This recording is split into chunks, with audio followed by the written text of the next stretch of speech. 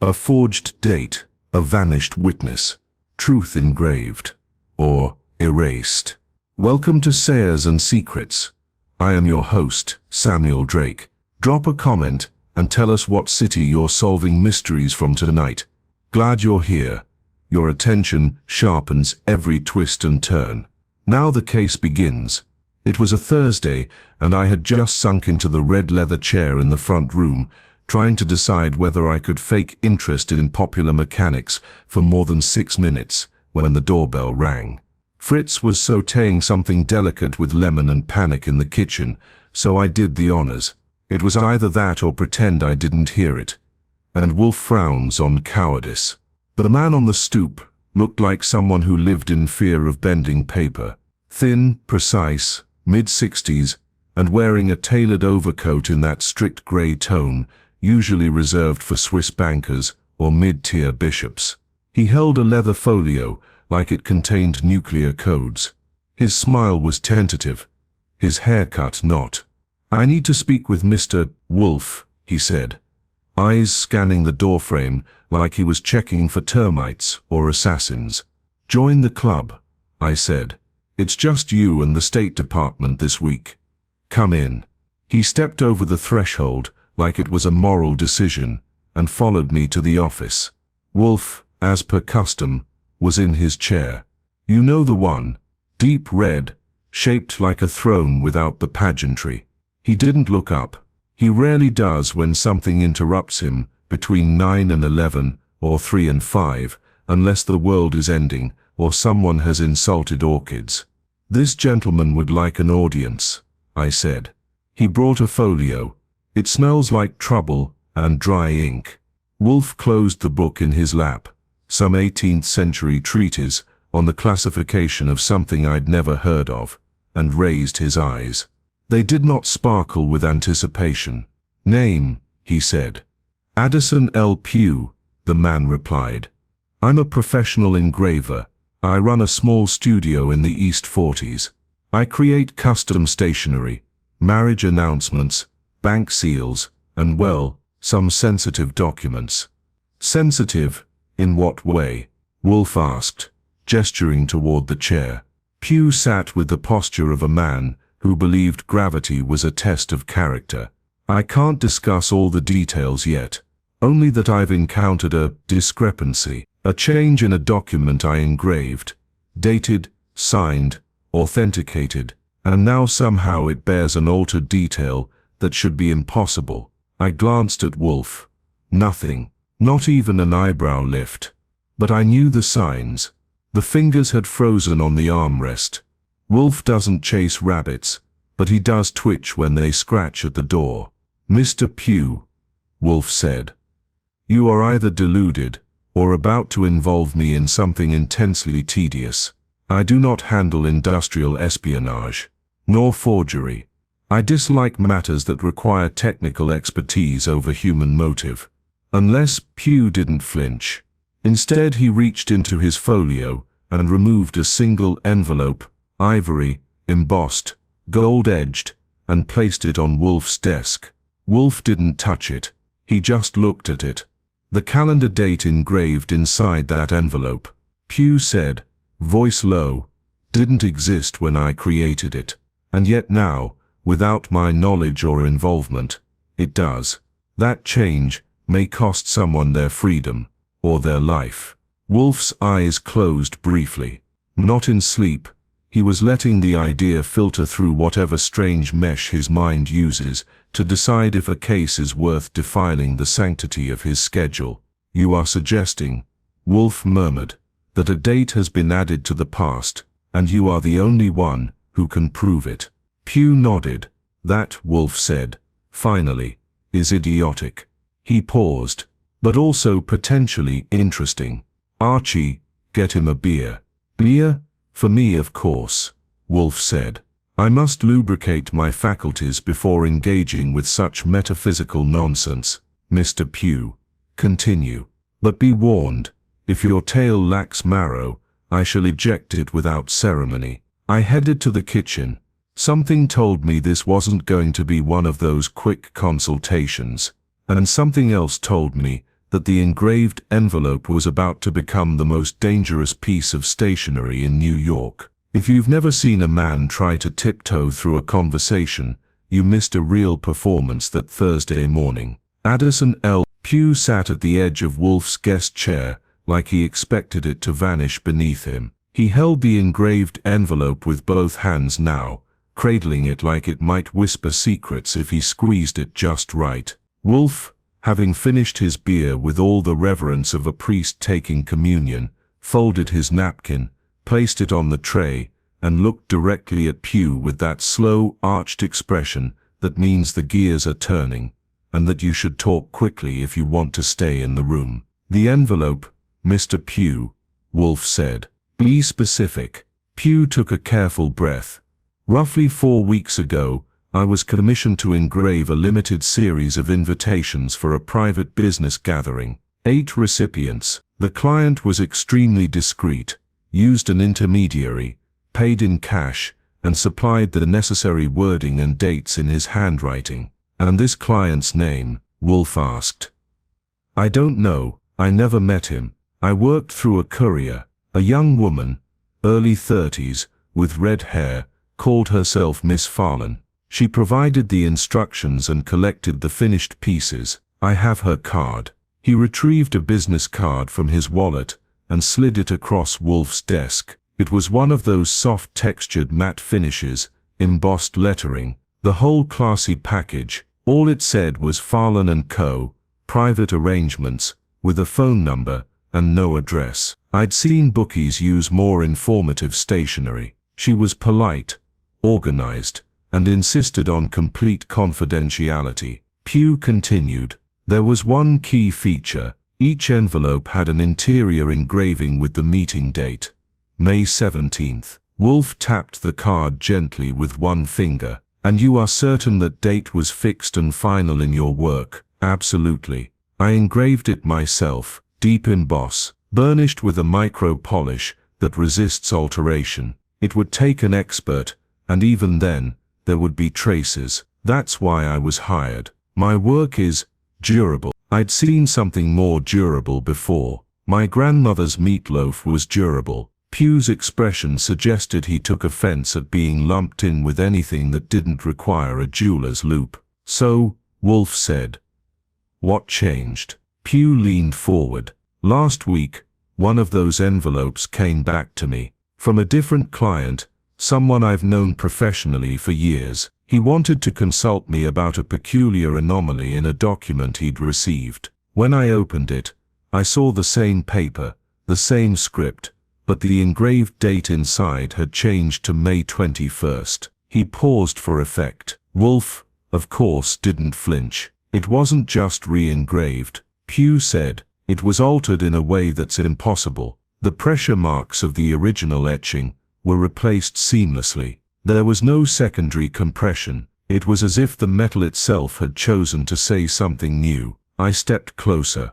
"Are you saying someone's found a way to rewrite steel?" "I'm saying," Pugh replied quietly, "that someone with access to the original proof plate, or a perfect replica, tampered with a date that may now serve as a false alibi or a manipulated record. And someone wants that envelope to carry weight." Wolfe's fingers steepled. "That's always a dangerous signal. It means he's thinking of asking me to work." "Do you still have this altered envelope?" Wolfe asked.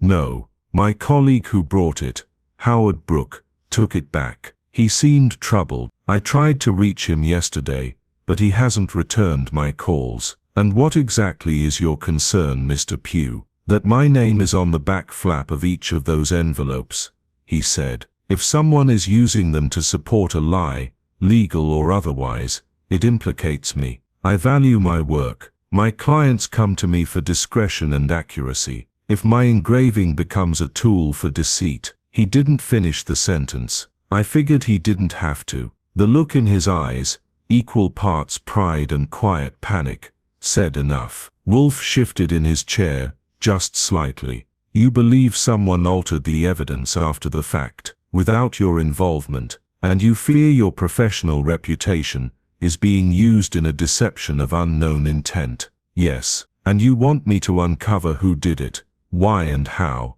without drawing attention to you or your studio. Pugh nodded. Wolfe's eyes closed. That meant he was either evaluating the moral dimensions or imagining lunch. Maybe both. After 10 seconds of silence that could have stretched across a canyon, he opened them again. Archie, he said, you will locate this Mr. Brooke. Begin by calling Pugh's studio and confirming any contact information you have for him. I stood, already reaching for my notebook. Is this an official case? Not yet, Wolfe said. But it promises contamination. I wish to know what sort. Pugh stood too. You'll keep this confidential, to the extent the facts allow, Wolfe replied. I am not a shredder of truth, Mr. Pugh. Pugh nodded once, adjusted his overcoat, and left as cautiously as he'd arrived. I waited until the front door clicked shut before speaking. You think this guy's a crank?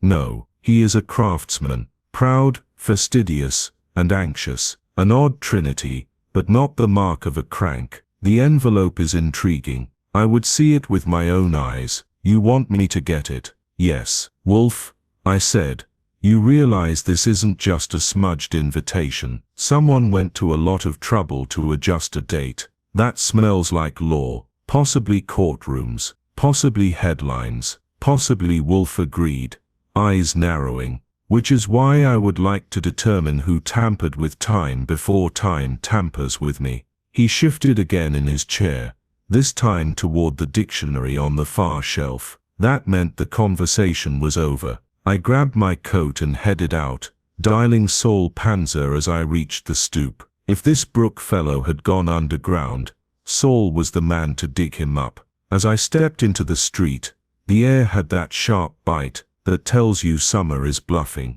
I was already wondering what kind of meeting would be important enough to fake an engraved date, and who had something so delicate to gain that they'd risk stamping lies in metal. And for once I had to admit, Wolfe might be right. Someone wasn't just forging a document, they were rewriting memories. When I called Saul Panzer from the curb, he answered on the first ring. That was unusual, which told me he either hadn't taken a job this morning or had just wrapped one up early. Another sign he might be bored. Good.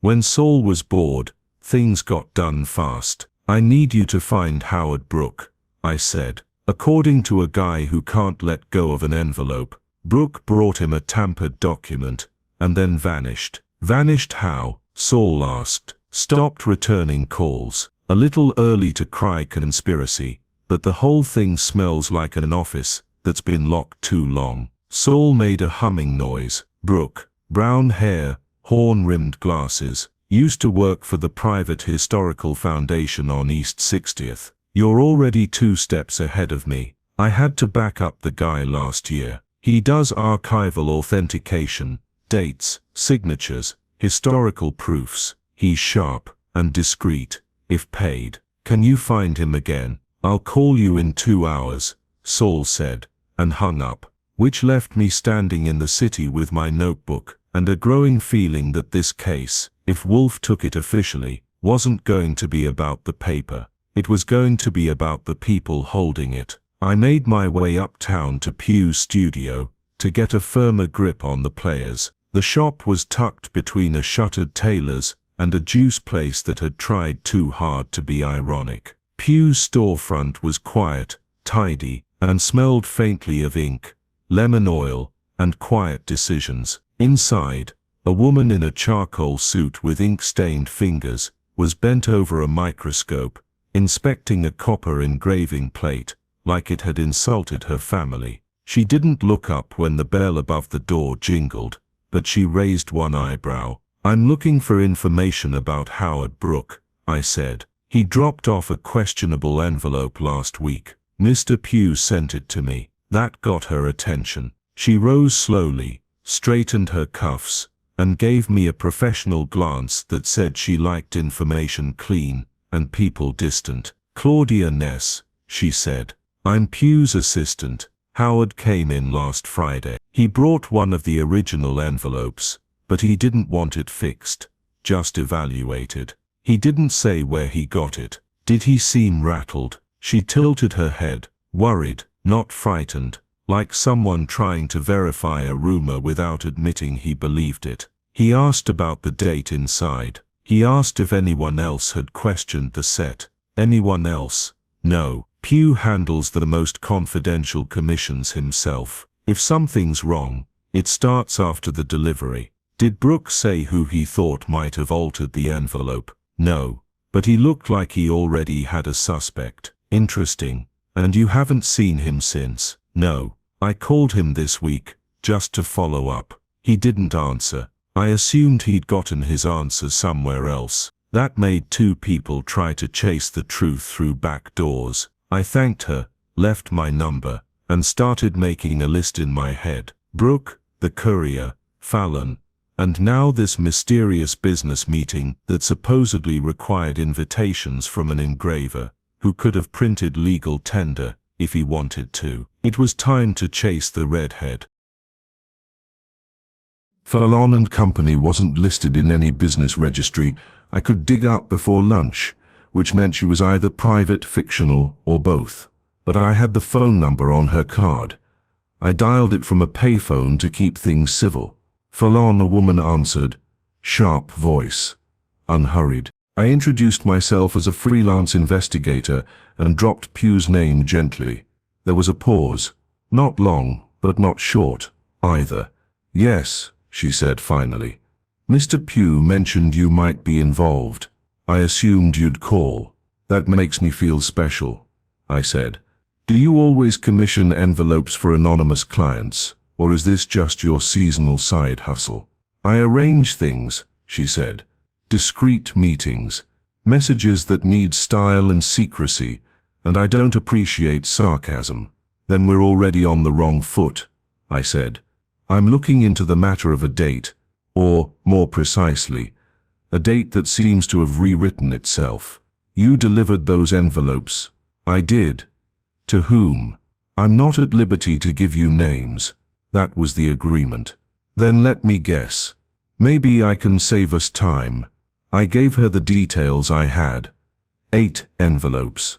One of them ended up with Howard Brooke, who may or may not be hiding from something. She didn't respond, but I could hear a shift in her breath. You think this has become dangerous, she said. I think someone's getting nervous. Brooke disappears. Pugh worries, and you're taking calls in a voice like you expect subpoenas. She didn't answer that. Finally, she said, all I'll tell you is this. The invitations were for a private arbitration, a dispute among partners who wanted no court, no press, and no leaks. If the date changed, that means someone wants the record adjusted, and that suggests the outcome of that meeting wasn't as final as it should have been. I thanked her and hung up. There it was, motive, wrapped in confidentiality and sealed with gold embossing. Saul called an hour later, found Brooke, he said. He's holed up at the Warwick Hotel, registered under a different name. It looks like he's waiting for something or someone. Think he'll talk, with the right pressure or the right bait. I didn't say what I was thinking. If someone had enough pull to re-engrave a sealed document and make a record vanish, they might have enough pull to make a man disappear. If Brooke was hiding, it wasn't just nerves. It was survival. Back at the Brownstone, Wolfe was in the plant rooms, which meant I had 22 minutes before he'd emerge looking for beer and lamb stew. I prepped a report and waited in the office. When he returned, he sat with the precision of a man claiming sovereignty. Well, he asked. We have a vanished archivist, a woman who deals in private arrangements, and a sealed meeting among shadowy business partners. The envelope is now a time bomb, and our client's signature is at the bottom of it. Wolfe closed his eyes. And you suspect? I suspect someone changed a date to rewrite the past, and they did it with enough confidence that they thought no one would notice. Someone always notices, Wolfe murmured. Yes, I said. But they don't always survive to say it out loud. He opened his eyes, and for the first time since Pugh had walked in, there was a flicker of actual interest behind them. Very well, he said. Let us find out who tampered with time, and why they now fear it might turn on them. Howard Brooke looked like a man who had started locking his hotel room door before brushing his teeth. When I found him, at the Warwick Room 1107, he answered after 4 knocks and 3 full seconds of chain rattle. His eyes were bloodshot, his collar crooked, and his hair looked like it had argued with a pillow and lost. I gave him my name, showed him the card Wolfe insisted I carry, plain white, serif font, no flourish, and waited. I don't want any trouble, he said. Then you're about 3 envelopes too late, I replied. He let me in. The room was neat, except for the bed, which had clearly become both couch and office. A laptop was open on the corner desk, and a stack of manila folders sat next to a half-eaten plate of room service eggs. Judging by the way he hovered near the curtains, I got the sense he hadn't left the room in 2 days. I was only supposed to confirm authenticity, he said, before I even sat down. So you said to Pugh, and when you didn't call him back, he figured the authenticity came with teeth. Brooke rubbed his forehead and sighed. There were 8 invitations. I saw one, and I know what it was meant to prove. Let me guess, I said. Someone wanted to claim a private meeting happened on a specific day, one that would clear them of something inconvenient. He nodded. A corporate acquisition, possibly hostile, possibly criminal. I don't know the details, but I was hired to verify whether the engraving matched a specific event timeline. Pugh's work is impossible to duplicate without his tools. So when I saw the envelope had a date Pugh couldn't have engraved, I got out. Out of what? A job? Out of the building. Out of the circle. I leaned back in the chair near the window and folded my arms. Name's Brooke. I don't need guesses. I need the people who were there. He shook his head.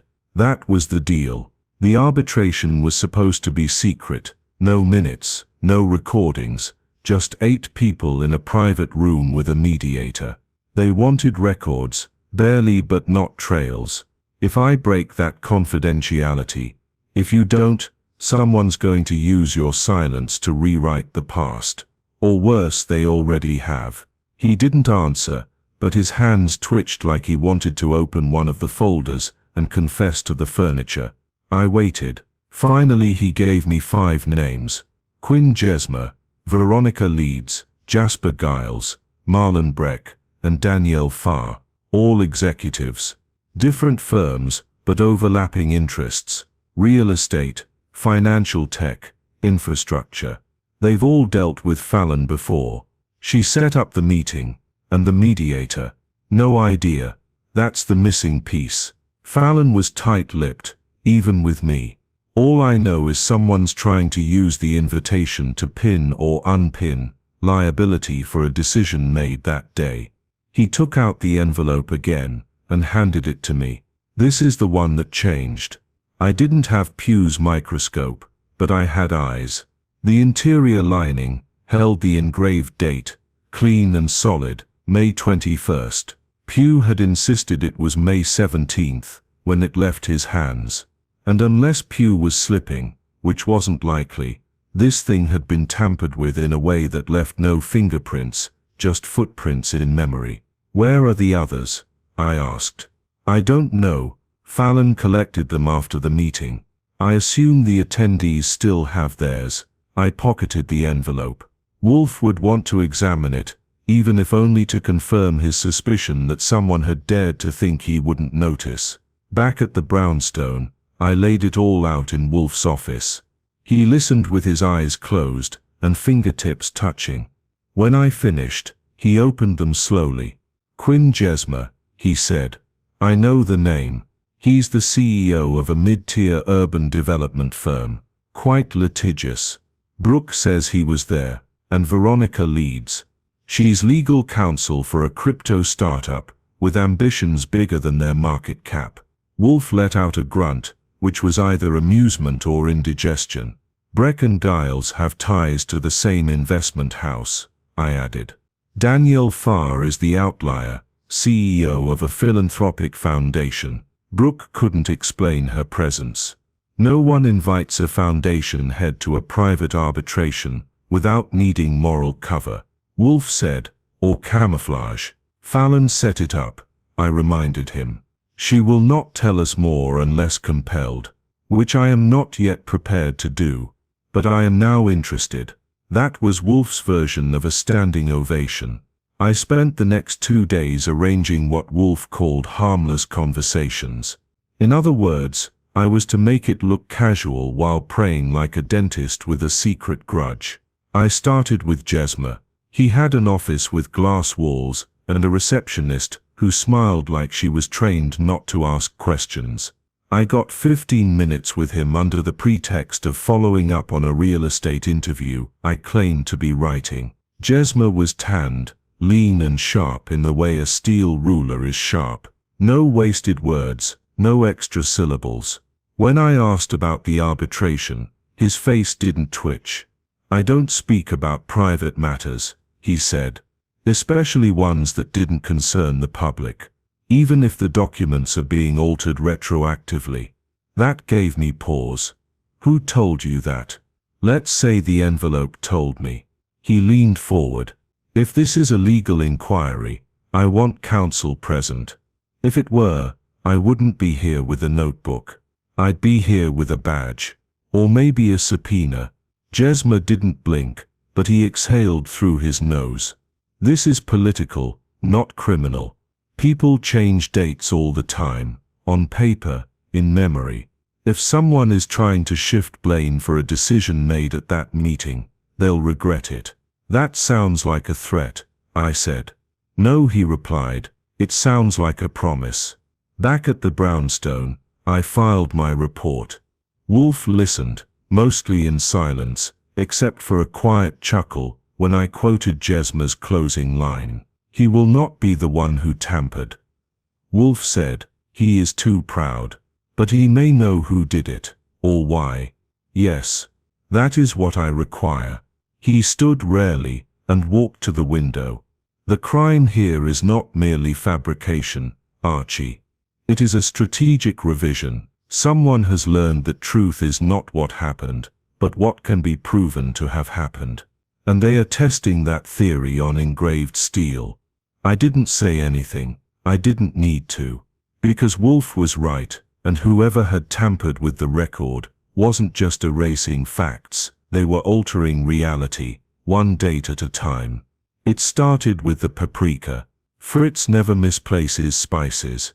In the Brownstone kitchen, a jar of Hungarian paprika lives exactly 6 inches to the left of the sea salt, 3rd shelf from the bottom, top row.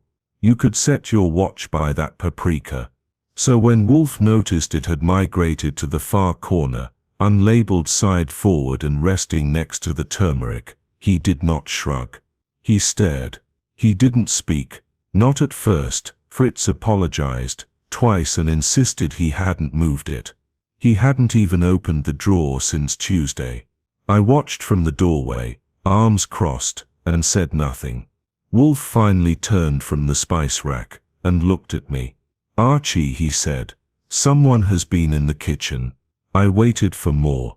But he simply walked to the dining room, sat in his chair, and waited for lunch to be served. Now if you think this was just Wolfe being peculiar about pantry order, let me stop you right there. Wolfe's relationship with order borders on the ecclesiastical. A misplaced spice jar is to him what a cracked relic is to the Vatican. So when he said someone had been in the kitchen, I didn't ask if he was sure. I asked who might have wanted to sneak past Fritz, risk detection, and shift something so small, so seemingly pointless.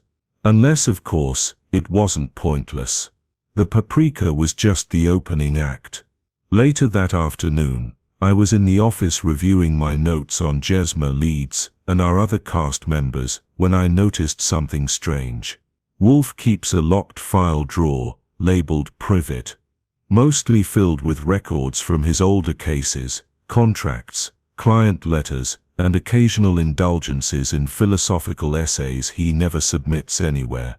But one thing is constant: the key to that drawer lives in a small ceramic urn on his desk. Yes, really.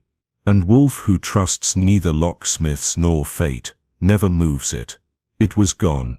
I waited until Wolfe returned from the plant rooms, and mentioned it casually.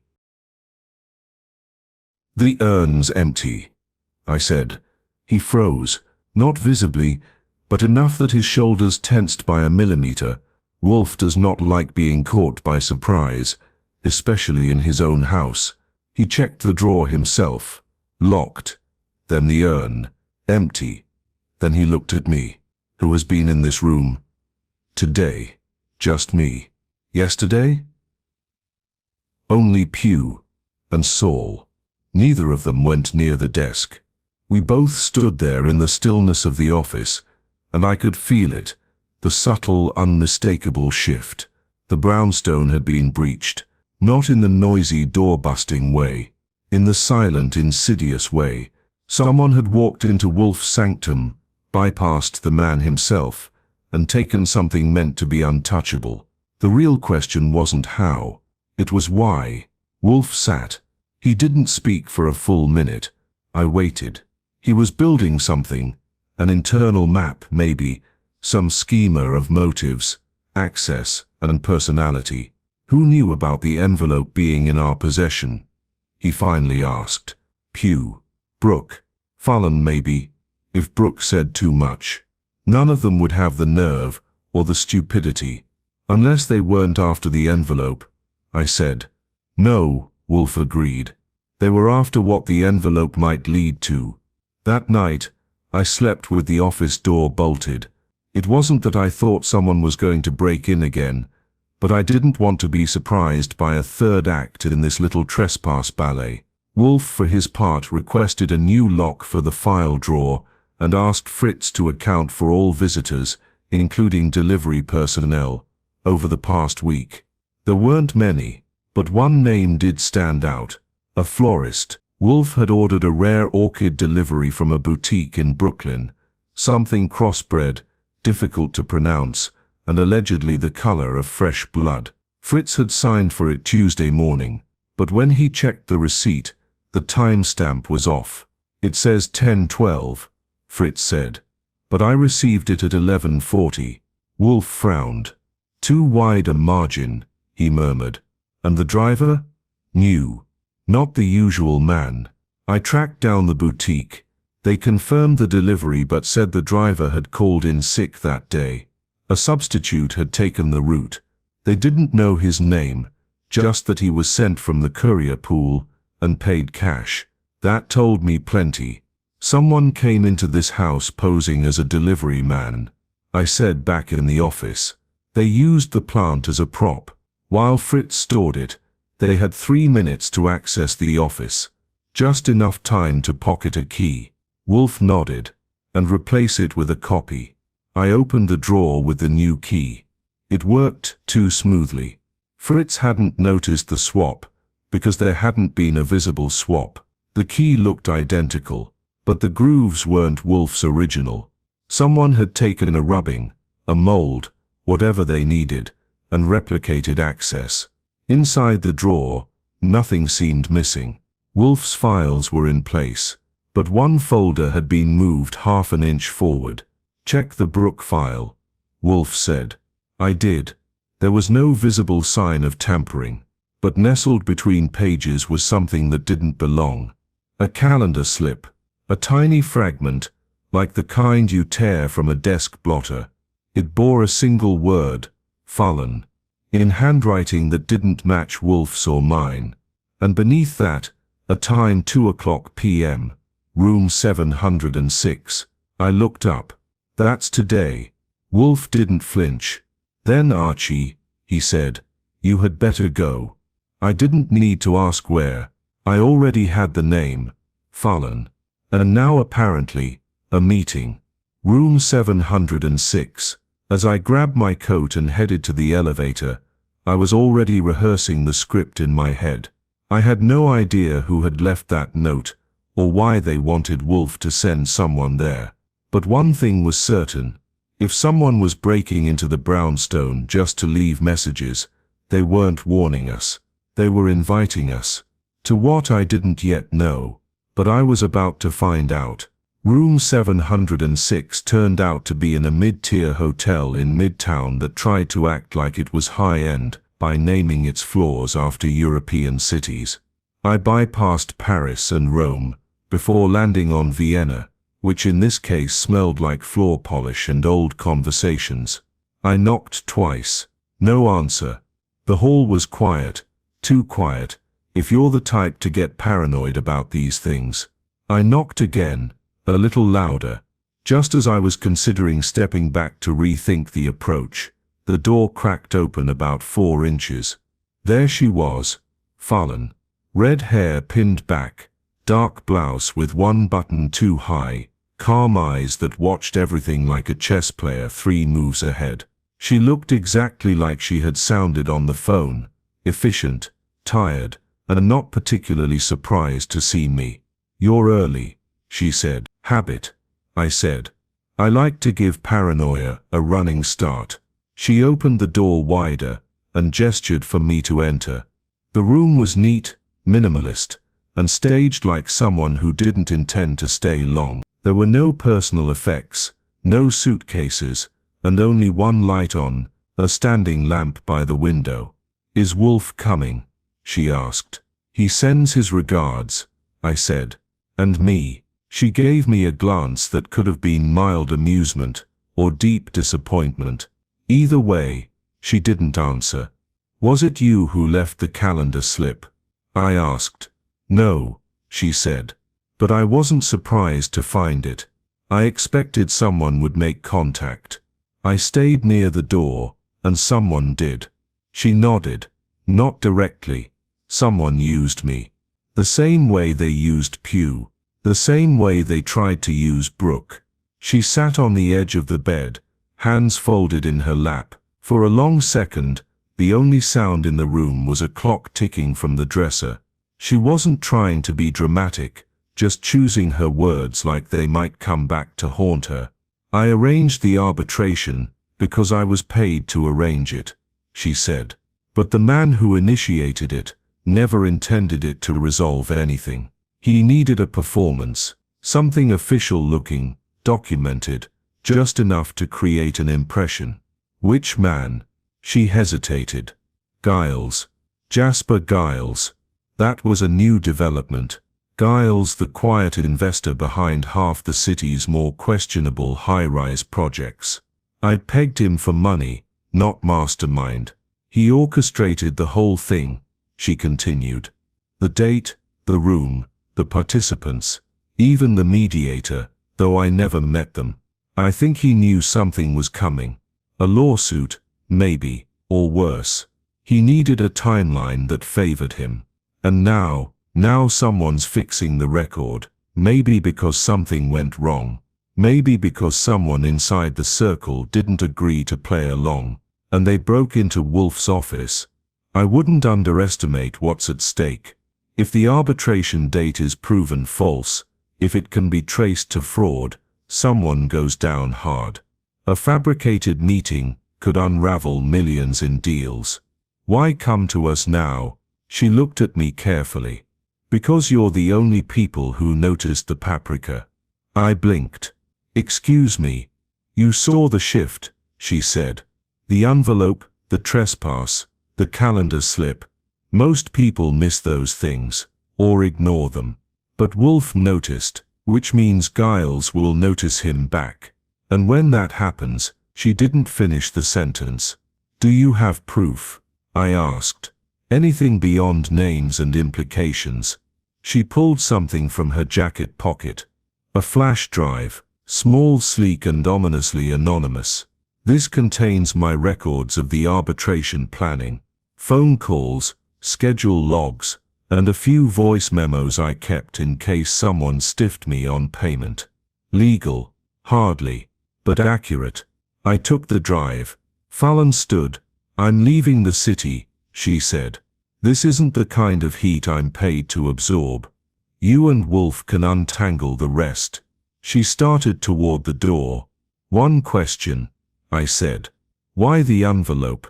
Why change something so traceable? She paused, hand on the knob. Because it wasn't supposed to be traceable, she said. Giles thought he controlled every step. He thought he owned the timeline, but he underestimated Pugh. And he never counted on Wolfe. With that she was gone. Back at the Brownstone, I handed Wolfe the flash drive and summarized the meeting. He didn't speak for the first 10 minutes while he reviewed the files on his laptop. When he was done, he leaned back in his chair, eyes narrowed. Giles, he muttered. Of course that fool believes money is a substitute for strategy. He used Faron to choreograph a fake arbitration. The envelope was part of the act, a timestamp for the illusion. Indeed. And now he is scrambling to realign the illusion, because someone, perhaps Brooke, refused to cooperate, or threatened to talk. Possibly both. Fritz entered with coffee. Wolfe ignored it. Saul is watching Giles, he asked me. Yes. He's got eyes on the office and the townhouse. Then send Saul to follow leads. Veronica, she is the weak link. She is ambitious but unprotected. If Giles is silencing dissent, she will be next. I made the call. Then just before I left the office, Wolfe said something I hadn't heard in weeks. Archie, he said, notify Inspector Kramer. Already? No. Not to intervene. Yet.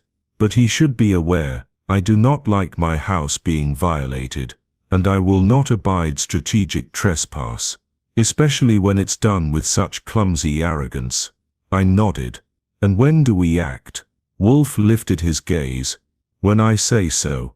Then he turned to his orchids. I didn't envy Giles, because Nero Wolfe wasn't just interested now, he was hungry.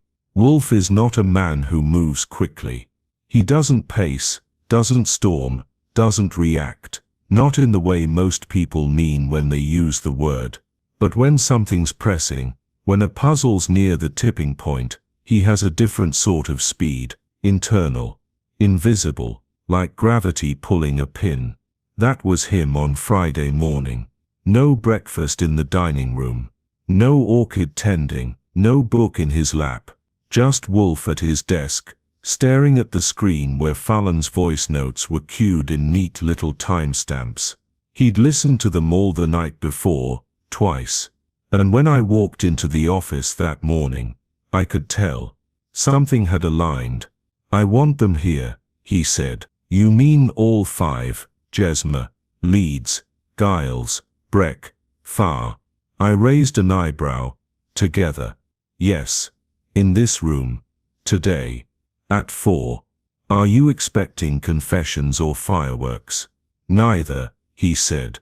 But I expect an imbalance. Giles thrives on controlling space and tone. Jesmer, on hierarchy. Leeds has no armor. Brooke hides behind silence. And Farr, if I read her right, suspects more than she says. So we put them in the ring, and shake the floorboards. Exactly. He didn't smile. Wolfe doesn't enjoy confrontation, not in the petty way. He enjoys leverage. Balance shifted, scales tipped, a well-executed reveal to him is what filet mignon is to the rest of us. I made the calls. Jesmer's assistant was offended by the short notice, until I mentioned Wolfe's name and a potential conflict involving forged records. That got me a pause and then a polite, "He'll be there." Brooke didn't answer directly, but sent a terse confirmation through a liaison. Leeds answered herself, which was unusual, and sounded more nervous than indignant. Farr was brief. Giles just said, "Of course." That told me more than the rest combined. At 3:45, I checked the office setup. Wolfe's desk was clean. His chair was centered. The guest chairs were set in a slight arc, equal distance from Wolfe, but not from each other. Intentional, psychological geometry. I laid out the envelope, the calendar scrap, and Faron's flash drive on Wolfe's side of the desk. At 3:58, they began to arrive. Jesma first. Calm, crisp, dressed like a bond portfolio, dark, sleek, and technically secure. He said nothing but offered Wolfe a nod, and took the far left chair. Leeds came next. Too much perfume, too little certainty. She avoided eye contact, kept her bag on her lap, and sat far right. Brookke came in, and took the middle seat without a word. Giles followed behind him, unannounced, as if the invitation had been his idea. He smiled like a man attending his own birthday party, and sat next to Jesma with a casual air that made me want to double-check the locks. Far was last. She wore grey, spoke to no one, and took the chair next to Leeds. That completed the arc. Wolfe didn't speak right away. He let the silence breathe. He's good at that, making silence feel like it has something to say. Finally, he leaned forward slightly. "You all know why you're here," he said. Nobody answered. He nodded to me. I handed him the envelope. He held it up like it was evidence in a trial. "This was engraved by Addison Pugh," Wolfe said. "Its interior date was altered between its creation and its presentation." He let the words hang. Jesma crossed his legs. Brookke blinked. Far stayed very still. Giles adjusted his cufflink. Only Leeds spoke. "I don't understand," she said. "What does that have to do with us?" "It has everything to do with you," Wolfe replied, "because this envelope was used to verify a timeline. A timeline created at your private arbitration. A meeting that, until very recently, was assumed to have taken place on May 17th. He glanced at Giles. "And yet this envelope now insists it was May 21st. Giles smiled. "A printing error." Wolfe raised a brow. "Pugh does not make errors, nor does he forget dates. He is obsessive to the point of monastic discipline." Jesma cleared his throat. "Even if the date changed, so what? The meeting occurred. We were all there." "Were you?" Wolfe asked quietly. "Because according to Fallon's planning records, one of you never arrived." Now that got a reaction. Jesma sat forward. Far blinked rapidly. Brookke shifted in his seat. Giles leaned back. Fingers steepled. "Leeds," Wolfe said, "you arrived late. That much is clear. Fallon noted your call from the car. Delayed, but according to her records, only 6 of the 8 seats were filled until well past 2 p.m. "Brooke," she murmured. "Yes," Wolfe said. "Brooke, the archivist, was present early, but he left before the meeting ended, because he was alarmed by something he noticed. A contradiction, a pressure." He held up the flash drive. Fallon recorded every logistical call, every arrival time, every note. And what emerges is a picture of a meeting half-staged, of participants being told different start times, of a mediator who never spoke aloud. Jesma sat back, his expression dark. "I don't like where this is going." "I imagine not," Wolfe said. "Because what we have is not just an altered envelope. It is a falsified alibi. A gathering constructed to anchor a decision, financial, perhaps legal, but timed specifically to shift liability." "Ridiculous," Giles said. "A speculative fantasy."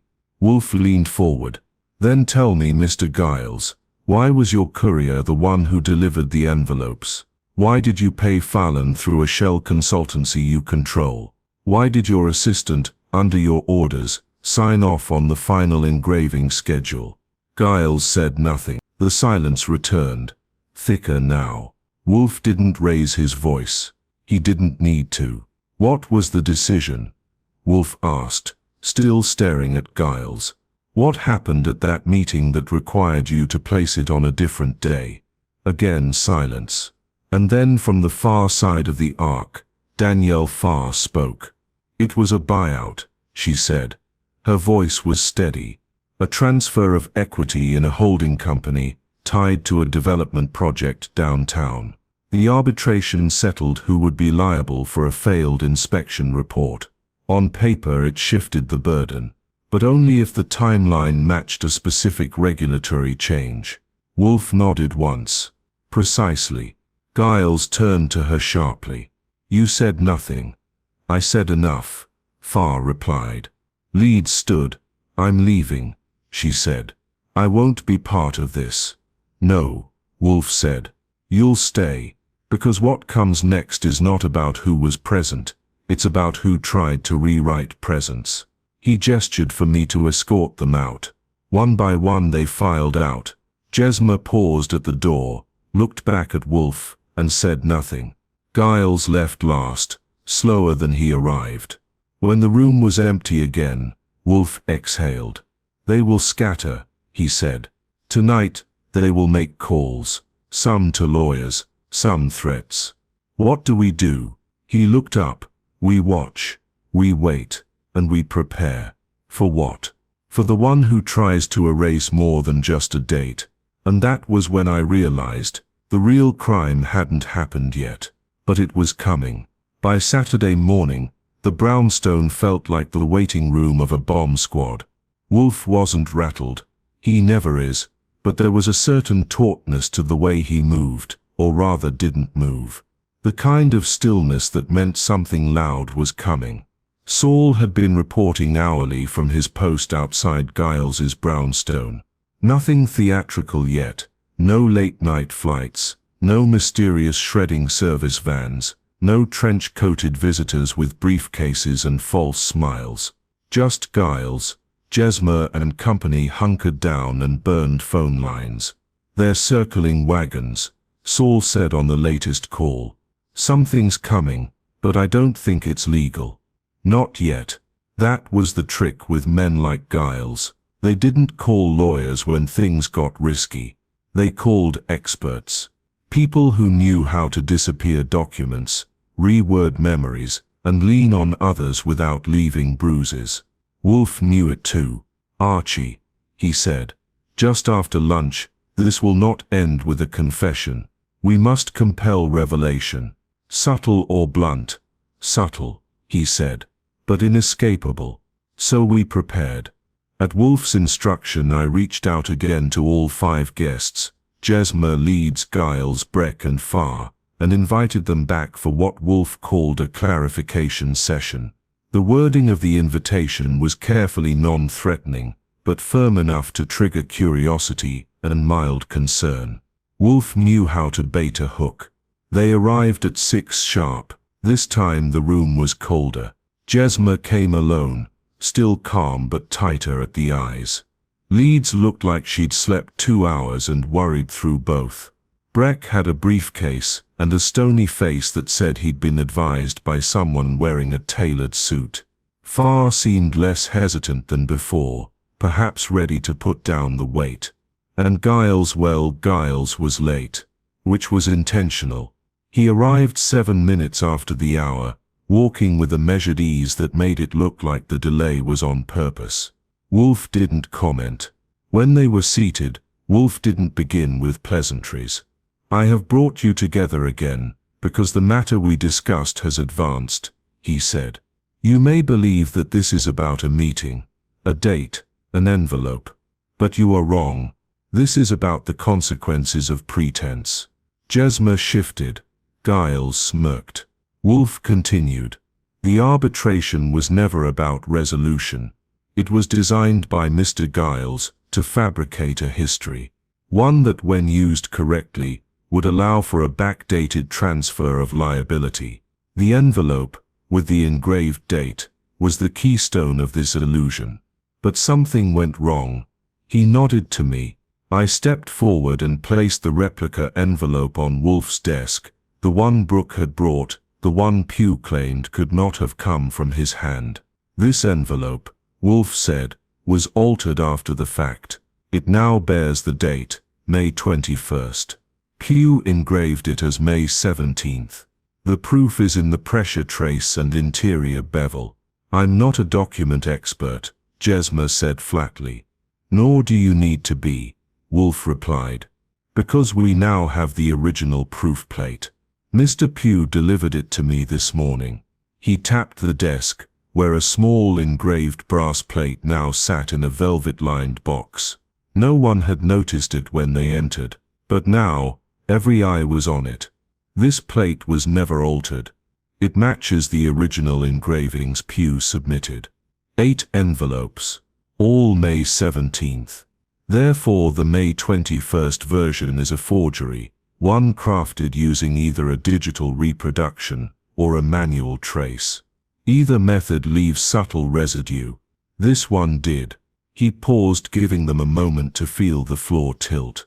Someone among you attempted to circulate a new version of the envelope to validate a change in legal exposure, specifically regarding the Midtown inspection report.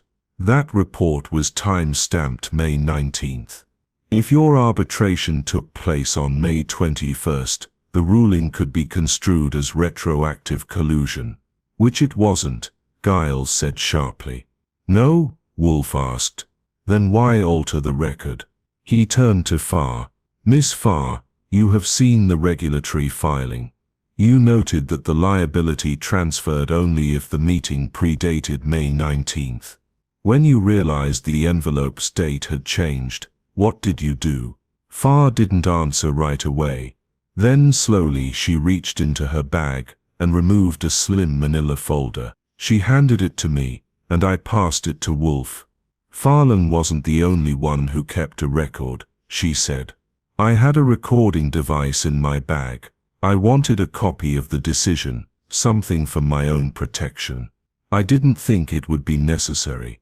Wolfe nodded. The recording, he said, confirms the meeting occurred on May 17th.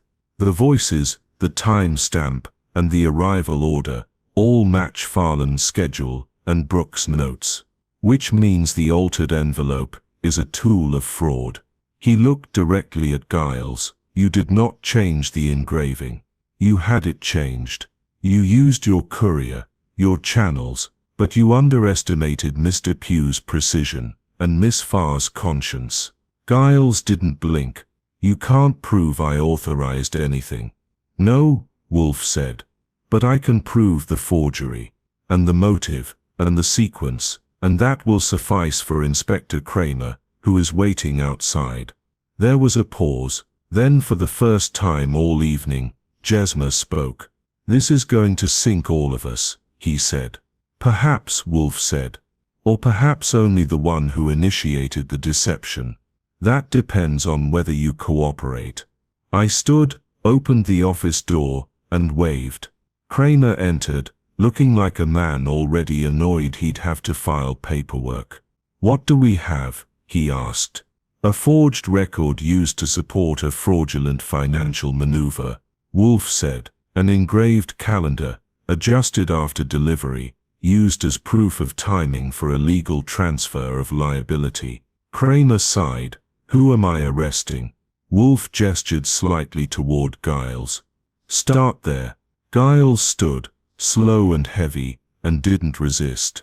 As the others rose and filed out, silent, shaken, Wolfe remained seated. When the door finally closed behind Kramer and his newest client, Wolfe looked at me. Have you ever considered, he said, how easily memory yields to print? I try not to, I said. He poured himself a beer, sipped once, and added, paper doesn't lie. But people do. That's why forgery is not an art, it's a confession. I had to admit it was one of his better closers, especially for a man who never left the room. Sunday came quiet, the kind of morning New York forgets to interrupt. No calls, no doorbells, even the street outside held its breath. Inside the Brownstone, things were calmer too, but not done. Not yet. Wolfe, as always, refused to call a thing finished until every nail was in the right wall and every shadow had a name. In the office, Wolfe sat in his chair, more relaxed now, but still poised. The proof plate from Pugh rested in the desk drawer, sealed and secure. Kramer had taken statements the night before, and left grumbling about paperwork and gilded envelopes full of lies. Giles had said nothing during his exit, but that silence was heavy, the kind that makes attorneys sweat. We had most of it, but not all. Something's still off, I said, dropping into the red armchair. Wolfe nodded, not looking up from the crossword on his lap. Indeed, Farr gave us the recording. Pugh confirmed the engraving timeline. Farland's logs match, Brooke's withdrawal, the substitute courier, the switched key, they all track. And yet, Wolfe raised a finger, cutting me off. Yes, Archie, there is still one error. Leeds? No, she was merely frightened. She arrived late, and was caught between loyalties. Then what? Wolfe set the paper down, and gave me the look that always came before the final unraveling, the one where the lines get drawn, the masks pulled off, and the final thread tugs the whole thing apart. The envelope, he said. The one Brooke brought, what about it? It was not the original. I sat up.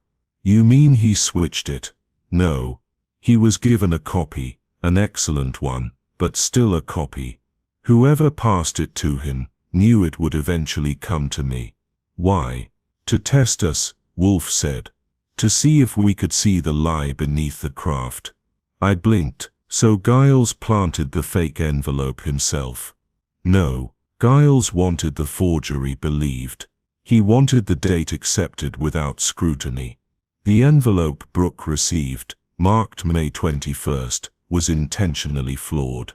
Not because Giles botched the job, but because someone else wanted it exposed. He waited, letting me walk it through.